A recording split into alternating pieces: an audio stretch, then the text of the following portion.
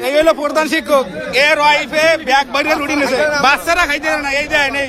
Bag খুলতেই বেরিয়ে আসে বনরুটি আর সেদ্ধ ডিম। অভিযোগ, শিক্ষার্থীদের টিফিনের খাবার নিজের বাসায় নিয়ে যাচ্ছিলেন ভারপ্রাপ্ত প্রধান শিক্ষক। রোববার স্কুল ছুটির পর বাড়ি ফেরার পথে তাকে ঘিরে ধরে স্থানীয়রা। এ সময় তার সঙ্গে থাকা একটি স্কুল ব্যাগে শিক্ষার্থীদের জন্য বরাদ্দ করা বনরুটি ও সেদ্ধ ডিম পাওয়া যায়, যা মুহূর্তেই চাঞ্চল্যের জন্ম দেয় ওই এলাকায়। জানা গেছে, ঘটনাটি পটুয়াখালীর গলাচিপা উপজেলার উদয়ন সরকারি প্রাথমিক বিদ্যালয়ের। স্থানীয়দের অভিযোগ, বিদ্যালয়ের শিক্ষার্থীরাই নিয়মিত টিফিন পায় না, অথচ টিফিনের জন্য বরাদ্দ রুটি প্রায় বাসায় নিয়ে যান ওই প্রধান শিক্ষক। এমনকি এলাকাবাসীর প্রতিবাদের মুখে তাদের শায়েস্তা করতে গুন্ডা ভাড়া করার অভিযোগও তোলেন কেউ কেউ। তবে এসব অভিযোগের সত্যতা এখনো স্বাধীনভাবে নিশ্চিত হওয়া যায়নি।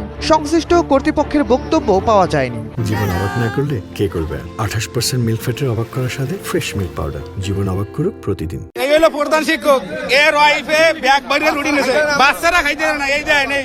এই হলো প্রধান শিক্ষক, উদয়ন মাধ্যমিক বিদ্যালয়ের প্রধান শিক্ষক, এই দেয় নেই প্রধান শিক্ষক।